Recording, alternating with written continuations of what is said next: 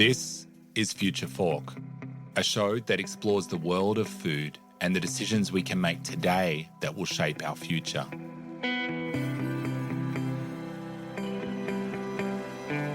On the show, you'll hear from innovators in the food space.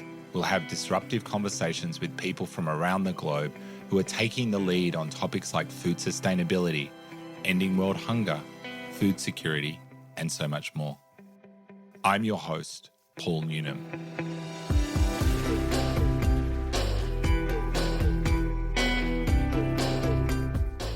In this episode, we're talking to the Reverend Tim Costello, one of Australia's most respected social justice advocates. He's a voice that's shaped national conversations on everything from gambling reform to global humanitarian efforts.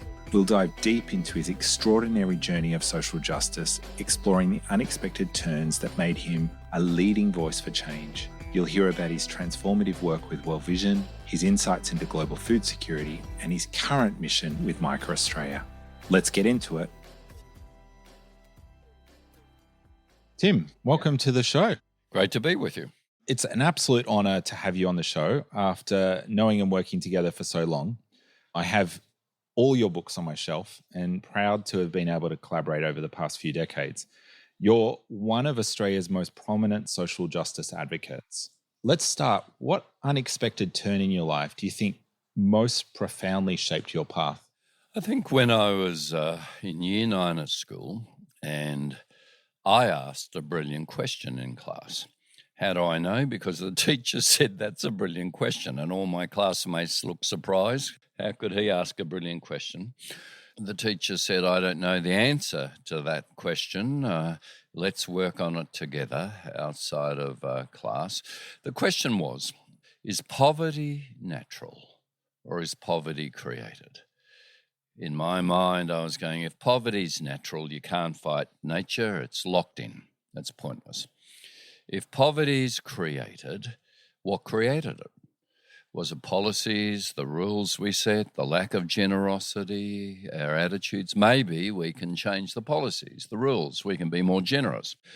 That teacher took an interest in me and we read a few articles and worked on answering that question. And that question has stayed with me all my life. It's why I eventually finished school and went to do law. I wanted to understand justice and systems. It's why I made the choices I made later in terms of ministry, setting up Urban Seed, with work with drug-affected people, a first step, a drug detox centre, going to be the mayor of St Kilda, going to be World Vision. But whatever I did really came out of a passion around answering that question. Is poverty natural or is it created? So there's a number of hats you've just alluded to. You're a lawyer, a minister, the mayor, World Vision CEO. How did all these different roles inform and build upon each other in your mission for social justice? Yeah, they weren't planned. Often young people say to me, you're CEO of World Vision. I'd love to be CEO of World Vision. How do I get there? I did not get to being CEO of World Vision with some plan, with climbing a ladder, with building a CV to say, this is my goal, my destiny. It was actually responding in different parts of my career, lawyer, minister, mayor, Urban Seed, which was working with homeless people, an organisation I created at Collins Street Baptist. It was responding to the question from year 9, the belief that poverty is not natural, that we can challenge it. And World Vision literally came along and tapped me on the shoulder and said, we're looking for a CEO. So I was more surprised than anyone to be considered by World Vision, which was a very big step up. I'd run only small organisations. This was a massive organisation. But what linked it all together really was my faith and believing that Jesus and Paul stood in the shoes of the Hebrew prophets who cried, let justice roll down like a mighty stream.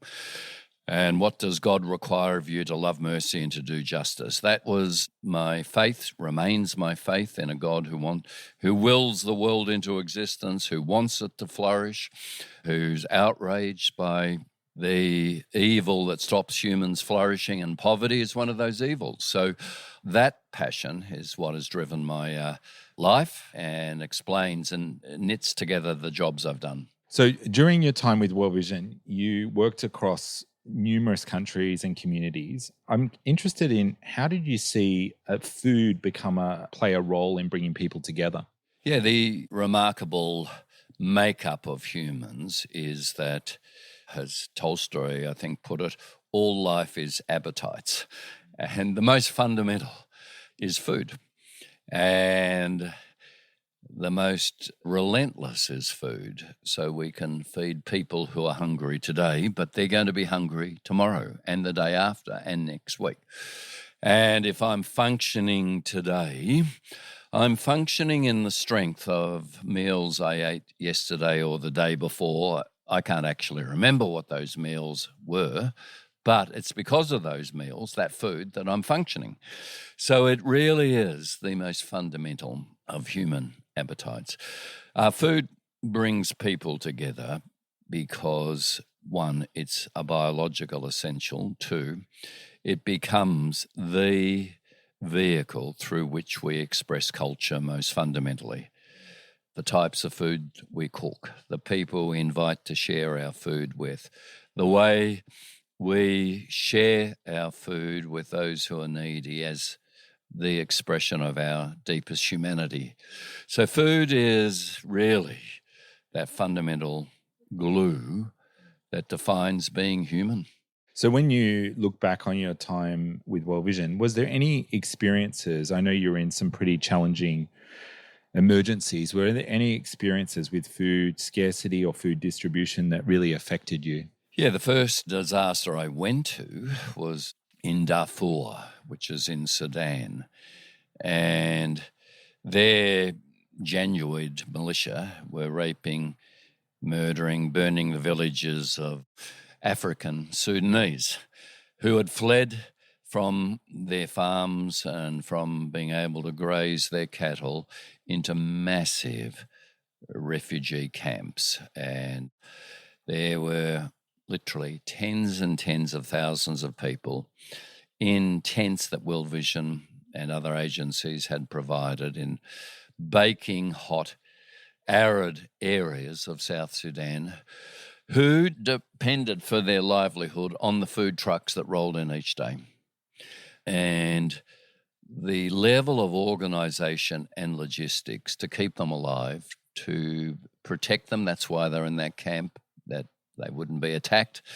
But then, whilst waiting for some form of peace before they were safe to go back home and start cultivating their own ground and cattle, herding their cattle, meant only the food trucks coming in were giving them that possibility of tomorrow, of the next week, of return. So it really affected me that actually food is the essential, with water, that we are providing, the most fundamental essential for any future hope, life, culture. And with climate change at the moment, how have you seen that impact food production, food security? Obviously in Darfur, that was one of the big challenges. But in other parts of the world, how have you seen climate particularly impacting in that space? Well, climate change, when I started at World Vision 2004, was on the radar, and we knew it was an issue, but we hadn't, in those early days, started to join the dots and say, the actual loss of agricultural land, the intensification of poverty, because the poorest are always on the worst land in the most vulnerable places. And they're the places first ravaged by climate change because they're the most vulnerable areas. And then we started joining the dots and saying, if we are going to offer food security, we have to get into advocacy around climate change. This is the burning platform that undoes all the work around agricultural sustainability and better seed and better techniques for farming. Climate change undoes it all. So By the time I'd finished in the role at World Vision some 13, 14 years later, climate change was very much seen as actually the fundamental existential crisis for survival, for food.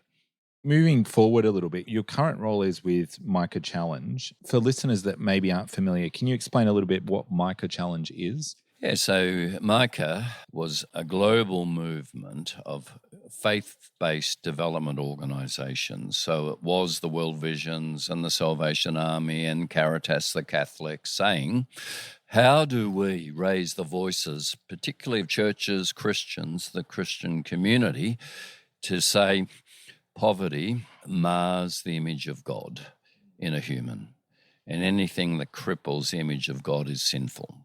Out of our faith, out of our theological language, out of the story that we tell biblically, theologically, how do we organise? And Micah Challenge initially organised around the Millennium Development Goals. There was Make Poverty History, there was Micah Challenge. These were movements to see how can we lift people out of poverty, organising around those 8 Millennium Development Goals with some great success. Micah, that I lead here in Australia, now has a number of aspects. It's those same faith-based organisations, but the aspects are we run campaigns. So in COVID, we ran a campaign, End COVID for All. Why were the wealthy nations getting the vaccines and our neighbours too poor to get them? And we saw $500 million of extra funding under the Morrison government.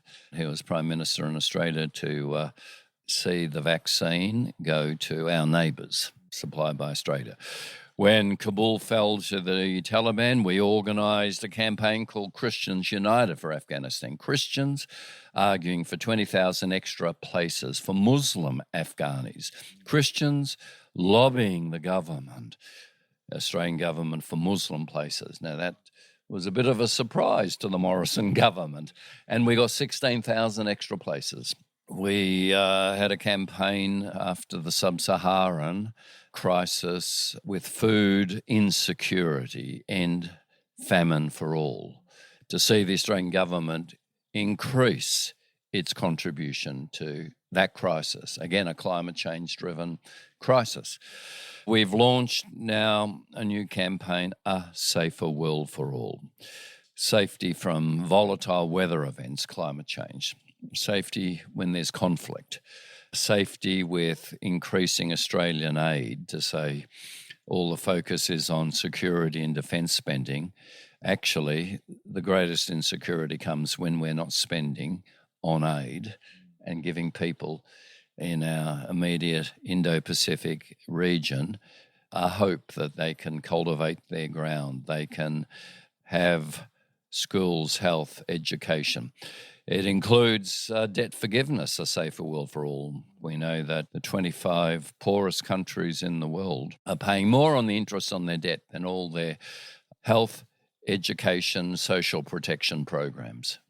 So A Safer World for All is really the latest Micah campaign here in Australia. In the Pacific region, where I know you do focus, what are some of the most pressing challenges you see facing Pacific communities today? Are they climate, economics, development, social justice? What are you seeing? Climate's number one. So Micah each year in end of November, December, brings 60 young Pacific leaders from 14 Pacific countries to train them for a week in advocacy. We then have them meet over 50 of our federal national politicians. We've done that now 3 years in a row. And each time they meet those politicians in Australia, the number one issue for them is climate change.